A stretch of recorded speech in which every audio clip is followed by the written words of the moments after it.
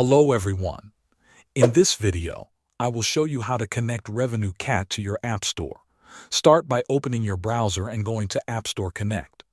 Log in with your Apple developer account. Before creating the key, make sure you copy your app's bundle ID. You can find the bundle ID inside the App Information section of your app in App Store Connect. Now go to Users and Access, then click on the Integrations tab. Inside this section, select an app purchase. Click the plus button to generate a new key. Enter a name for the key, for example RevenueCat. Confirm and create the key. The system will generate a .p8 file. Download this file immediately and store it in a secure location.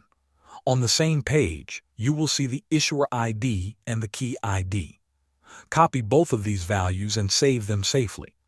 Next, open a new tab and go to RevenueCat. Log into your account. If you have not created a project yet, create one first. Then go to the Apps and Providers section from the left menu. Click on New App Configuration and select App Store from the list. Enter your app name and paste the bundle ID you copied earlier. Upload the P8 file. Then enter the issuer ID and the key ID. Finally, save the changes. Thanks for watching.